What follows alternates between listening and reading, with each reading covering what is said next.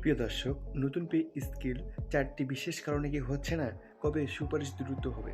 নতুন বেতন কাঠামো নির্ধারণের গঠিত জাতীয় বেতন কমিশন দ্রুত সময়ের মধ্যে সরকারের কাছে তাদের সুপারিশ জমা দেওয়ার আশা রয়েছে।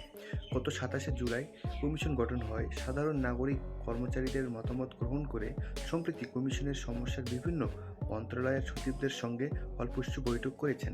তবে নেতারা বলতেছে ৩০শে নভেম্বরের মধ্যে সুপারিশ জমা দেওয়ার আলটিমেটাম দিয়েছে এবং ৫ই ডিসেম্বর ঢাকার মহাসমাবেশের হুঁশিয়ারি দিয়েছে। অন্যদিকে সালেউদ্দিন আহমেদ বক্তব্য করেছেন, বর্তমান সরকারের শুধু একটি ফ্রেমওয়ার্ক তৈরি করবে, বাস্তবায়ন করবে পরবর্তী সরকার। ফলে কমিশনের দ্রুত রিপোর্ট দেওয়ার আশ্বাসের মধ্যে পে স্কেলের বাস্তবায়ন নিয়ে অনিশ্চয়তা সৃষ্টি করেছে। গুরুত্বপূর্ণ কিছু বিষয়: কমিশন গঠন ও মতামত সংগ্রহ। গত ২৭শে জুলাই জাতীয় বেতন কমিশন গঠিত হয় এবং ১ থেকে ১৫ অক্টোবরের মধ্যে অনলাইনে প্রশ্নমালার মাধ্যমে সর্বধরনের মতামত নেওয়া হয়েছিল এবং কর্মচারীর আলটিমেটাম ও আন্দোলন।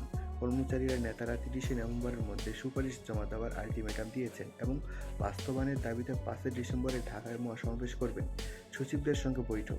কমিশনের চেয়ারম্যান জাকির আহমেদ খানের নেতৃত্বে সচিবদের সঙ্গে আলোচনা ফলপ্রসূ হয়েছে এবং দ্রুত রিপোর্ট দেওয়ার আশা করা হচ্ছে। বাস্তবায়নে ধোঁয়াশা। অর্থ উপদেষ্টা ডক্টর সালেউদ্দিন আহমেদ বলেছেন যে বর্তমান সরকার কেবল ফ্রেমওয়ার্ক দেবে, চূড়ান্ত পে কমিশন গঠিত হবে এবং ৩টি রিপোর্ট হওয়ার পর এবং বাস্তবায়ন করবে পরবর্তী সরকার।